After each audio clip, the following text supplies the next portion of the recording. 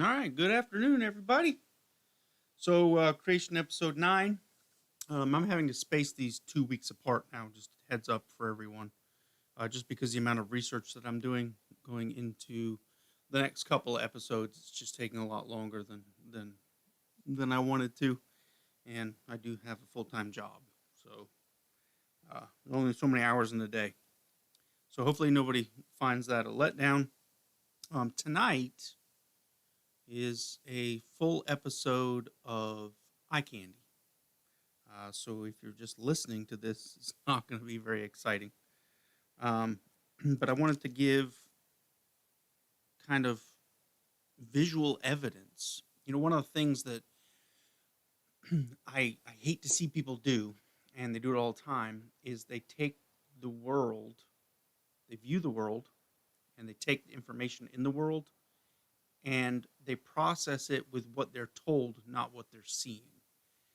And so, like when I go out into the world or when I look at something, I look at it like I know nothing about it. And one of the things that does is that helps open your eyes to better understanding of things that you're looking at. So if you go out into the natural world and you actually pay attention to what is out there, you will see things you've never seen before. And I wanted to show you some of those tonight.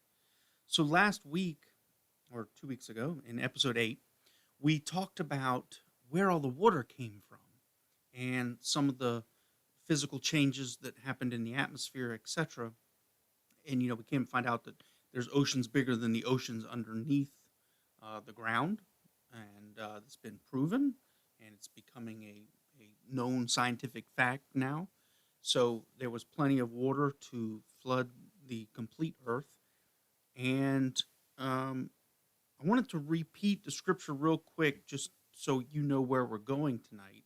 And the idea is that I'm going to show you the physical proof on the earth that is excellent evidence for there being a ginormous flood that covered every single aspect of the earth. I'm going to use places that we know that we're familiar with in North America because it's generally easier for us to understand. There are these marks all over. A great example we're not going to cover tonight is Uluru Mountain in Australia. It was completely covered with water at one time, and when the water left, it made the top of the mountain all smooth, or hill, or whatever you want to call it. So I just wanted to show the physical world, and so I want to do it in pictures, and I'm going to talk you through those. But real quick, Genesis 7, verse 10. So this is the actual description of what God did to the earth in the form of flooding it. It says, water came about after the 7 days that the water of the flood came upon the earth in the 600th year of Noah's life, in the second month, on the 17th day of the month. On the same day, all the fountains of the great deep burst open, and the floodgates of the sky were opened. The rain fell upon the earth for 40 days and 40 nights. So we have a rain event for 40 days and 40 nights, and then we have the oceans underneath the oceans coming up out of the earth and completely flooding the earth. So what we have is an event where there was mass movement of water. So if we go out into the world today, we should be able to see signs of a mass movement of water. And if we go on the young Earth model, which I'm a fan of, that the Earth is roughly, 10,000 years old or whatever, I'm not going to get exact with it because it doesn't matter, then the flood happened roughly 6,000 years ago. So we should be able to see evidence of it, right? Because 6,000 years isn't that long, comparatively speaking to, the science that we're taught about the Earth being billions and billions of years old, and, dinosaur fossils being multi-hundred million years old, 350 million years, etc.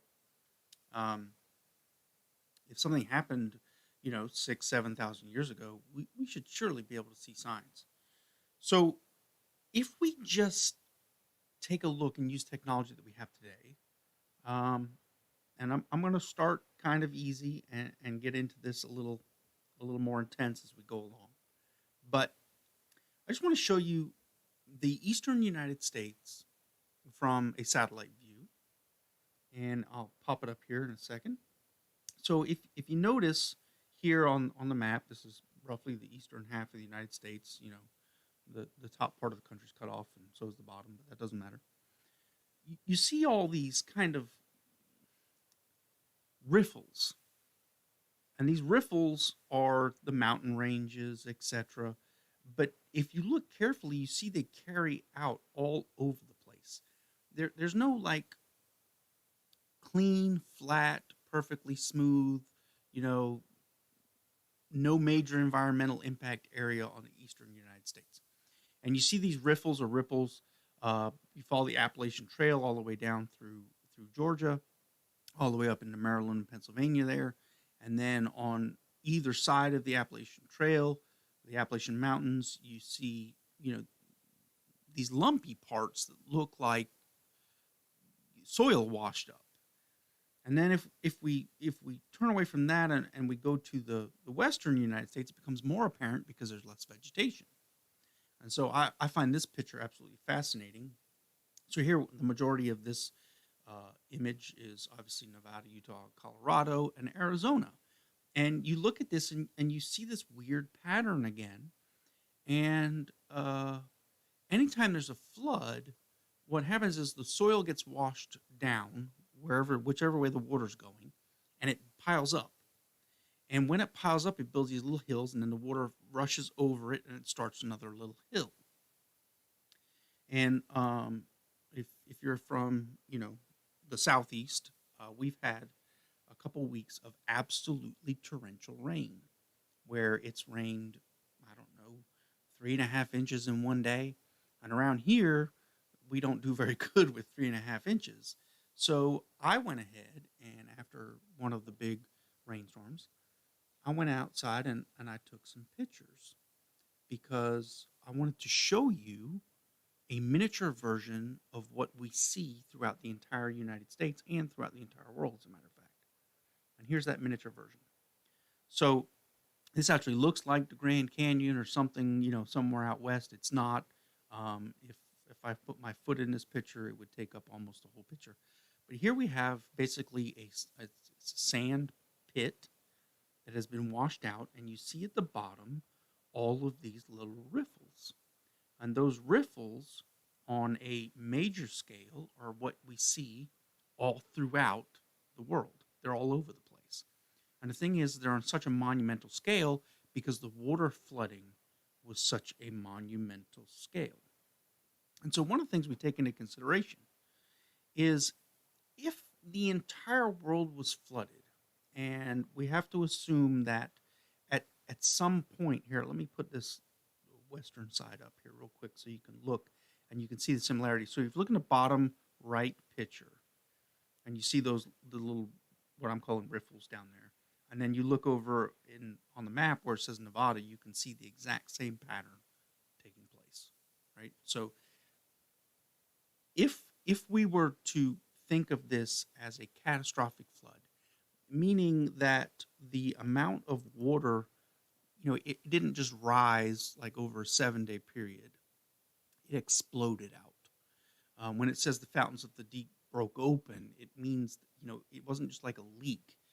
Literally water came from everywhere all at once. And it's such a mass effect. So if we know from the previous episodes of this creation series that every single creature on Earth was a vegetarian, then there would have to be a lot of vegetation that would have been destroyed by the flood. It would have to be. And so one of the things we look at, especially on every single continent, but the United States is a great example of it. We look at something called coal deposits. What coal deposits are there where literally a forest or a massive vegetation has been covered up by soil in a very rapid fashion. And I'm going to show you that in a little bit. But so we look at the eastern United States and we see all of the riffles all over the place. We look at the western United States and we see the riffles all over the place. and then we look at the coal deposits in the United States, we see that huge sections of buried forest have been turned into coal. And so this map here, this comes from U.S. Geological Survey. This is all the coal deposits that we know of in the United States. There could be more that we haven't found, but these are all the major ones. And you'll notice that the areas where we would expect there to be vegetation, where it wasn't necessarily washed away, but would have had places where it could have gotten caught, there's huge coal deposits. And so as the world broke apart, like we talked about, out of Pangea and into these split continents, where when the fountains of the deep broke open, it kind of shattered the earth from our perspective, not like the globe, but it kind of shattered the earth from our perspective and moved all these masses around. They would have relatively held their same identity, other than mountains poking up or poking down, and the vegetation would have been knocked over by these huge walls of water or these huge washouts that took place, and they would have been covered up. And so what we have is we have these huge coal deposits that are left because of this major event. Now, the interesting thing is all of these coal deposits tend to be in the same general layer of Earth. So we make the assumption that they happened at the same time. Now, one of the interesting things about the coal deposits that I find absolutely fascinating, and I think is probably one of the things that kind of kickstarted this whole idea of me wanting to understand this a little bit better, was if you take you take our understanding of the Earth 20 years ago, and you say, well, oil is dinosaurs that were underground, that were buried or turned into fossils or whatever, and they whatever they did, decomposed underground, they turned into oil. Well, we know that's no longer the case. But coal deposits, we say, okay, well, what happened was an ancient forest collapsed and, was buried by maybe a landslide or something, and because of the collapse of the vegetation, there was nothing to hold the soil, so the soil came over top, and it sealed everything in, and it turned it into this giant coal bed. Well, the problem with that idea that it's just dead vegetation that's turned into coal is that when we look at coal and we look at the fossils of plants that are inside of coal, we find a very interesting fact about them. So here, one of the biggest plants that they often find for some reason in coal is ferns. I'm not sure why. I have no clue. But this is what a dead fern looks like. And, those of you who are not green thumbs, you've probably seen plenty of dead ferns in your life. But you see the leaves are all crumpled and the stems are all broken and everything's kind of ugly and ruined. And a live fern looks completely different. A live fern is flexible. It can be bent over. The leaves are all intact. There's nothing, crispy about it, so to speak. And so we look at fossilized fern from all of these coal fields that are all over the place in the United States, and they all look like this.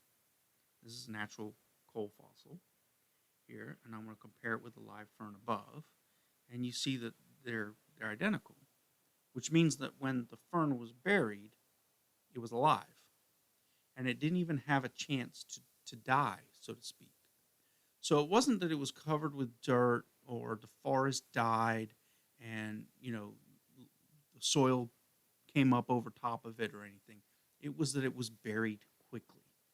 And that is really basically the whole point of tonight, is I want to show you all of this evidence of this rapid water intrusion that caused all of these things to happen. So you just take something simple like a fern, and you quickly bury it by a mudslide or something caused by a giant flood, and over a huge area like we see in the coal map here, right?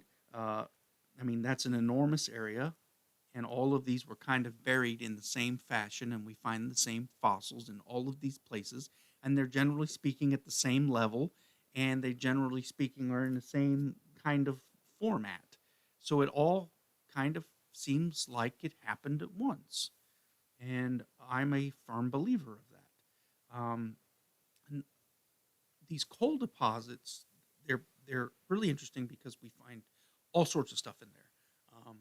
We don't find animals, which we're going to get into in 2 weeks from now. We don't find animals in there, generally speaking, but what we do find is we find all these plants, we find tree trunks, we find root balls, we find all sorts of cool stuff, and it's all fossilized and turned into rock or however you want to term it.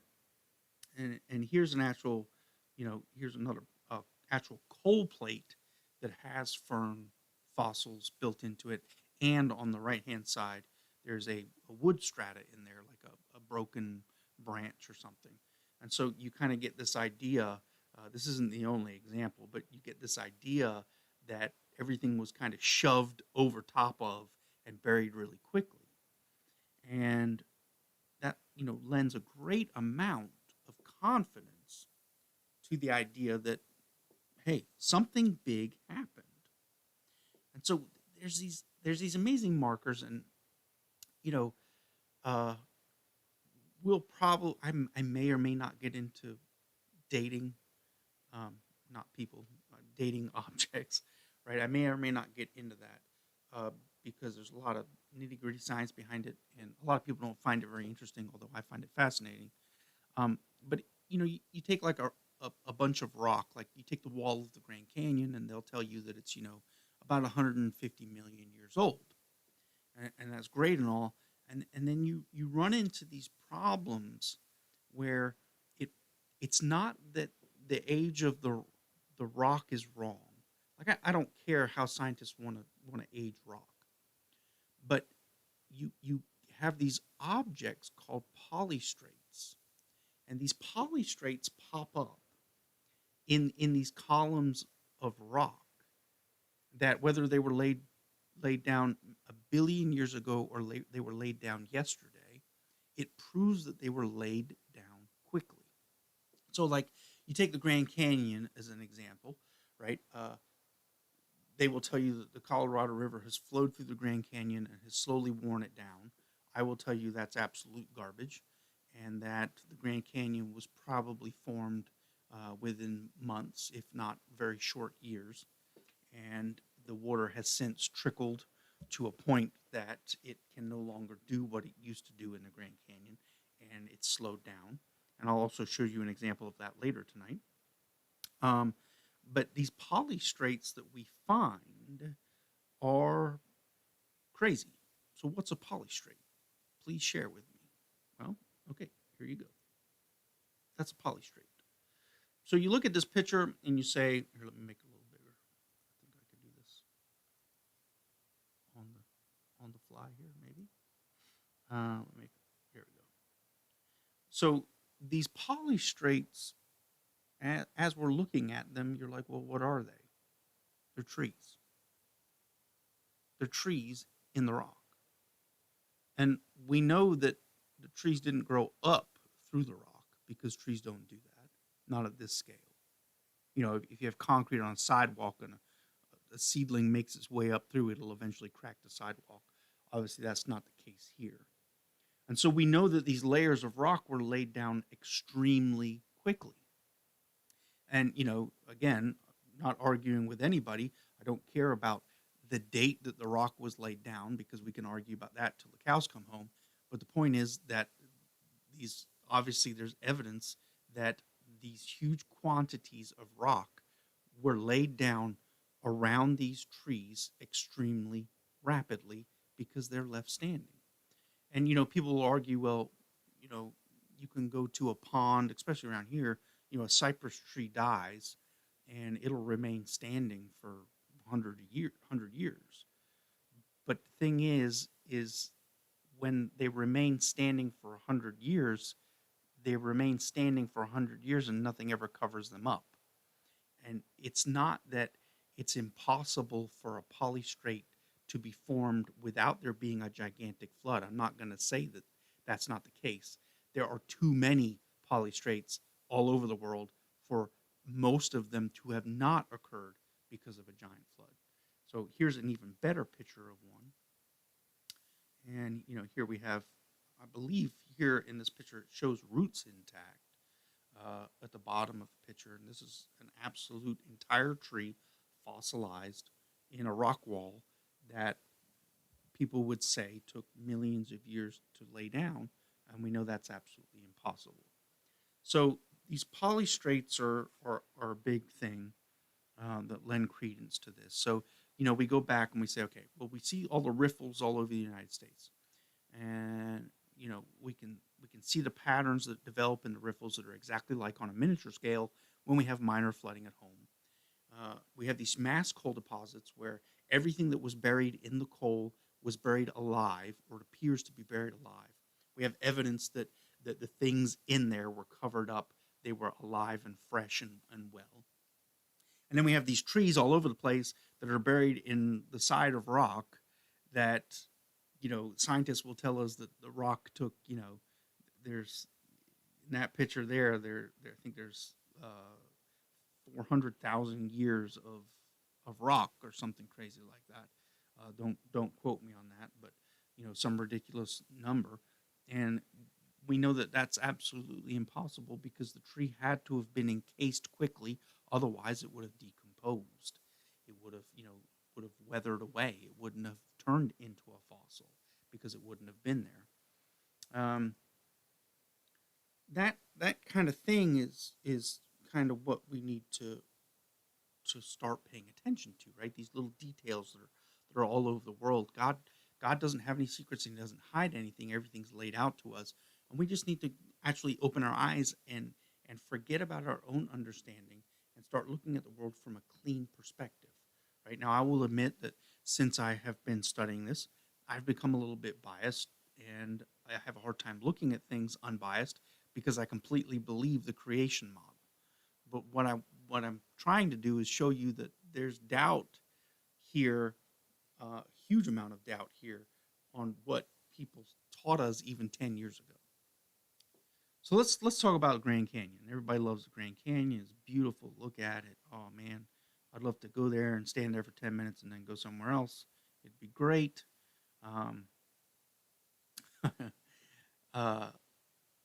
They say that this was formed, over hundreds of thousands of years, and that it was just, general water erosion from a river. The problem with that is the Grand Canyon actually mimics exactly what a washout looks like. And so, again, I'll take you to my personal pictures here. So this is not a picture overview of the Grand Canyon. This is actually a tiny washout that I took down the road from me that shows you it looks exactly like the Grand Canyon. If you were flying over the Grand Canyon in a jet, this is pretty much what it would look like. And then I have another picture here that is, this actually looks exactly like the Grand Canyon. And this is on a micro scale. Again, my shoe would probably take up the majority of the picture if it was in the picture. And the point of taking these is just to show you that, on a scale difference, the Grand Canyon was formed in no different way. And we know that although those mountains, they're rock hard, and we're taught that rock is old as whatever, old as God Himself or old as time, we know that rock was formed relatively quickly because we have polystrates inside of the rock.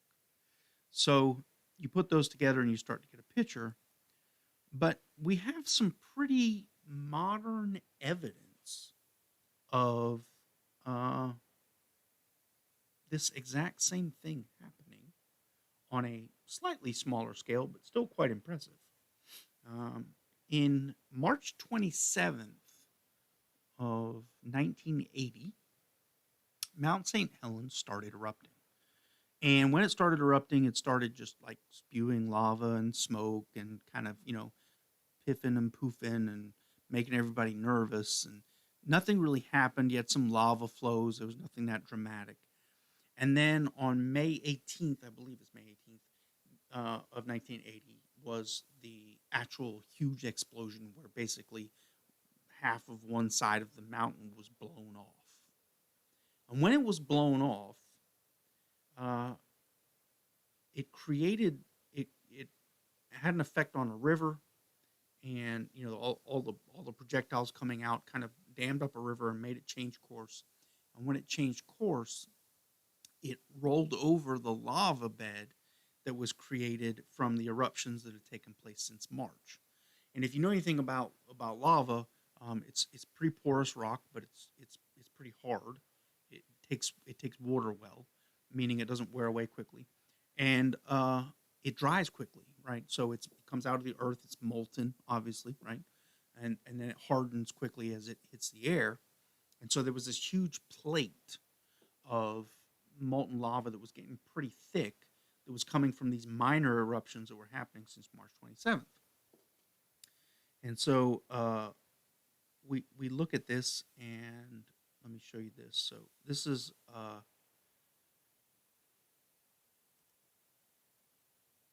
what is known as the Little Grand Canyon. And so this picture was taken, I think, 2 years after the eruption, I think, 1982. And so you look at this and you say, well, this guy could, if he was a giant, he could be standing in the Grand Canyon. And these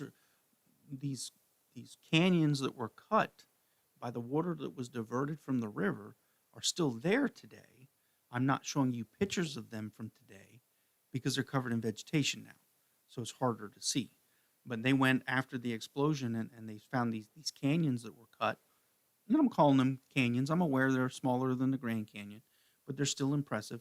But these were formed in 2 years. 2 years of a river flowing through basically a lava bed. And here's another picture of one. This one's a little bit more impressive. So on the left side of the picture, you have the actual what was the lava bed that has been eroded, and on the right you have what was part of the mountain range that has also been eroded. And this was taken 4 years after the eruption. So let's just say that erosion took 4 years to take place. The Grand Canyon did not take millions of years. Right? The Grand Canyon was a result of a worldwide flood dumping out from the middle of America through the Grand Canyon to the ocean. And I think this is almost fantastical. Like, it's unbelievable evidence that can happen. And, I'm fully aware that it's on a smaller scale, but so was the flooding. When the river was redirected, it wasn't nearly the water flow that would have been happening on a worldwide flood when the entire earth was covered with water. The other interesting thing that we get from this, and I hope everybody's enjoying this so far, is this crazy thing happened where all the trees were snapped off. And so I've got to take pictures. I got to share pictures that I can credit and that I have the ability to credit, right? That I can share on YouTube. So I got to be careful. So I found an example picture that I could share. These tree stumps are all over the place over there at this Mount St. Helens, and this is from the eruption. And what happened was when the side of the mountain blew off, it actually caused kind of like an explosion, and the air that came rushing out and the rocks that came rushing out from the side of the mountain actually snapped trees off at their base. And that, like, the amount of trees that were knocked over is absolutely astounding. And so what we have is we have these stubby little stumps that after, 40 years now, 41 years since the eruption, roughly, these stubby little stumps are starting to get a little bit worn, but they're still there, and you can still go and take pictures of them. Well, so if you take that premise that, air or an explosion from a volcano could break trees off at their base to where the stump was still visible, then if you had a huge explosion of water that came up from the deep and started rushing over the land in kind of like I guess in some parts of the world it would have been like a tidal wave format, where just this huge wall of water was coming at you, and water is extremely powerful. It only takes a couple of inches to actually, of rushing water to move a car. Um, a foot or so can take down a house without question, even a stone house, if it's moving fast enough and there's enough water behind that first wall of water. Water's almost unstoppable. So if there was a worldwide flood, you would have to assume that there would be some evidence somewhere of trees being snapped off by this giant wall of water that was just rolling through the land. And you'd think that you'd be able to find that somewhere. And so the crazy thing is there's this island called Axel Heiberg. I might be mispronouncing it, but that's my English pronunciation. If you don't like it, you can correct me. Axel Heiberg Island. You see it here on the map. It's, up close by Greenland. For us Southerners, that is just a frozen wasteland that nobody ever wants to go to. But it does actually thaw out from time to time, and it's not always covered in snow and ice and all the horrible things of winter. And just for you geologically challenged folks, here's a world map showing you where the island's located. So it is at the tippy top of the world, as we would call it. And so up near the northern pole, it is way below the Arctic line. And if you know anything about the Arctic line, there are no trees growing above the Arctic line. The reason why they can't grow is because the season's too short. There's permafrost in the ground that prevents them from growing. It doesn't get warm enough for the trees to germinate, et cetera, et cetera. There's a line on the earth literally where there are no trees anymore. It is well above that line, and it's up by where Santa Claus lives.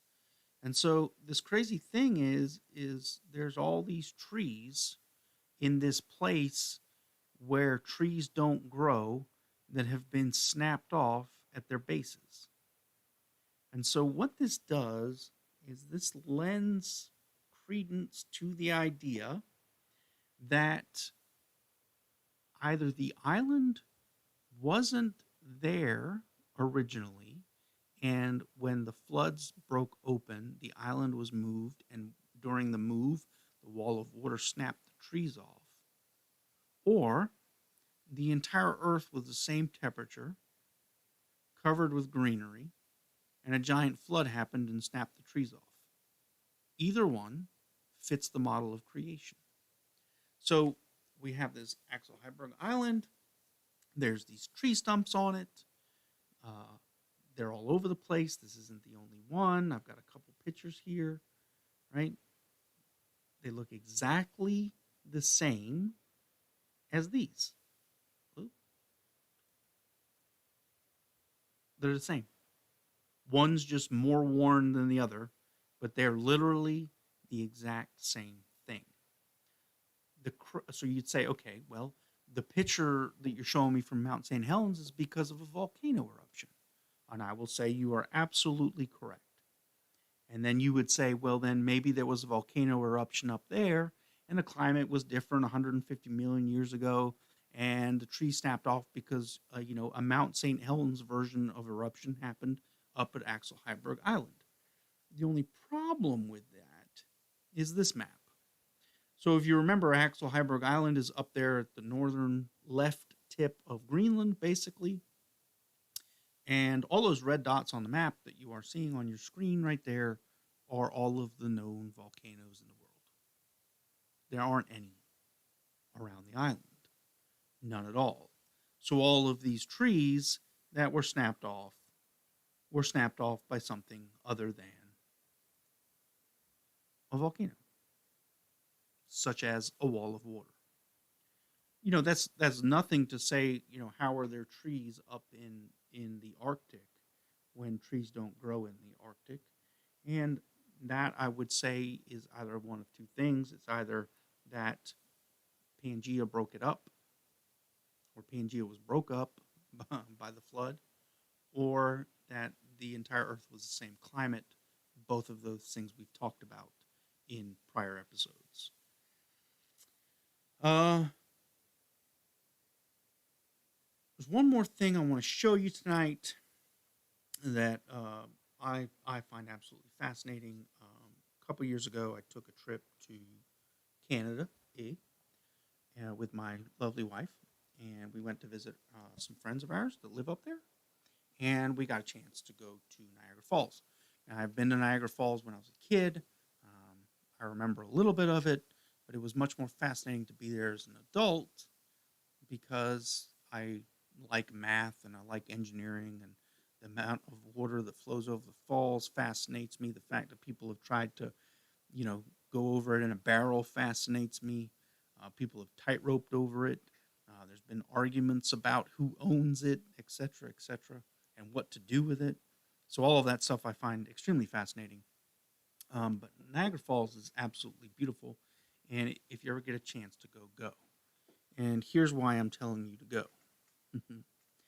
In the middle of that picture, there's a bit of land that separates what we know as the two falls. There's actually three falls at Niagara Falls. There's the Horseshoe Falls, the American Falls, and Bridal Falls. There used to only be one. There was only one fall. It was called Niagara Falls.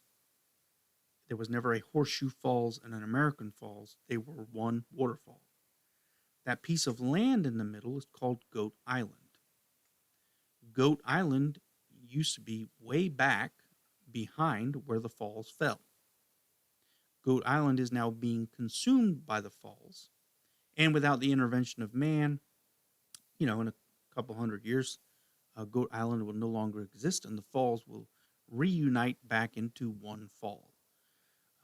What is more than likely going to happen without intervention is the Horseshoe Falls is actually going to take over and swallow up the water coming from the American Falls around the back side of Goat Island. So there would actually be only the Horseshoe Falls left. The Horseshoe Falls are on the Canadian side. Obviously, the American Falls are on the American side. And there you have it. So why am I talking about Niagara Falls, and why do I find this so interesting? Well, let me show you a little bit of a map here. I made this myself. This is my artwork, so go ahead and make fun of it all you want. This is an overview of Niagara Falls. So what you're looking at, there's two lakes up there, Lake Ontario and Lake Erie, and the river flows from one to the other, and it flows backwards to us, right? What we would consider backwards. We think of going north as going up, so it flows uphill, technically speaking, even though it doesn't.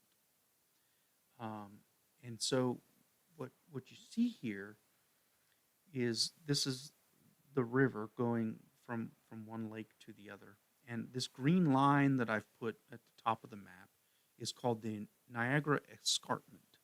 And this is basically where a wall of rock is. And so you look at the Niagara Escarpment, that thick green line that I drew on there, that is where the falls used to be. And they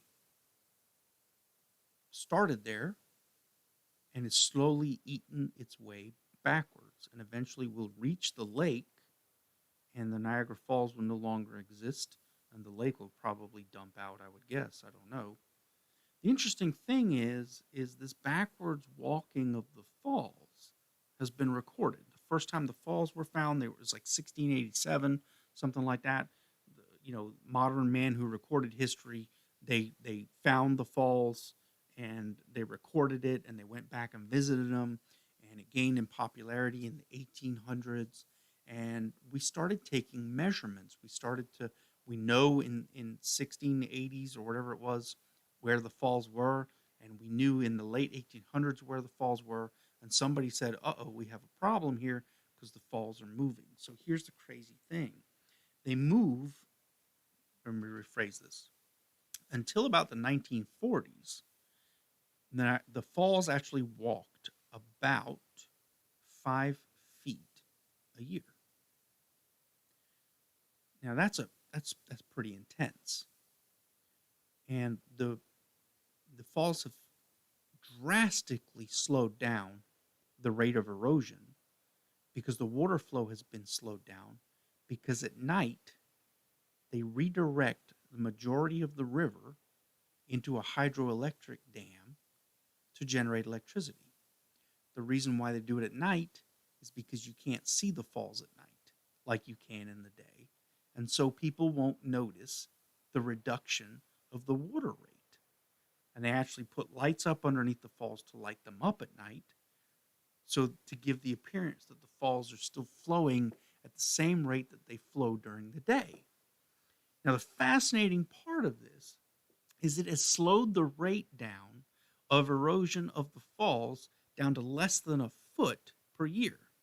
But up until we got involved and put the hydroelectric power plant in and started redirecting some of the water, it clipped along at 5 feet a year. Now, the Niagara Escarpment is where the fall started because where the rock literally drops off. And there's a limestone bed down there or something that can't be eroded like the rock that's up on the escarpment. The distance you'll see on the map there is 36,275 feet. Now, that's a rough estimation. Could be 1,000 feet more, it could be 6,000 feet more, it doesn't matter. We know that probably when the falls started, meaning when the water started flowing, the flow rate was higher, and so we make the assumption that the erosion rate was higher. But we're going to go on the assumption that the 5-foot erosion rate per year has been pretty much consistent. Well, if you take 36,275 and you divide that by 5 feet to find out how many years the falls have been eroding, you find out it's roughly about 7,000 years. Well, 7,000 years is roughly about where we are with the flood, give or take, right? Because we don't know the erosion rate for sure in the beginning. We're within the window of possibility. So Niagara Falls itself is a fantastic example of what can happen and how quickly it can happen on a small scale. And it's also a time window into the biblical truth of God, that maybe the earth isn't as old in the format that it's in as we think it is, and things were rearranged, 5,000-6,000 years ago in a giant flood. Things were completely changed. The earth was completely destroyed and rearranged, just like we're taught in Scripture. So there you have it. Who knew that Niagara Falls would help give evidence to creation? I'm not going to say prove. God doesn't need us to prove anything. I like searching for His truth in the world, which is why I do this. I try to be exact as possible, and I try to make sure that I don't include evidence that is sketchy or evidence that has been proven otherwise. So that is why it's taking a while to put these together for you. I want to make sure my facts are accurate and that I'm not teaching you wrong, because that's one of the most important things to me. So hopefully tonight gave you a great visual idea of rapid flooding and water moving fast around the entire world. And next episode, which is going to be in 2 weeks, we're going to get into the stuff that everybody loves, which is dinosaurs and fossils and human footprints and stuff like that. And I'll show you more evidence of a rapid flood and why we think things happened the way they happened. So hopefully you enjoyed tonight.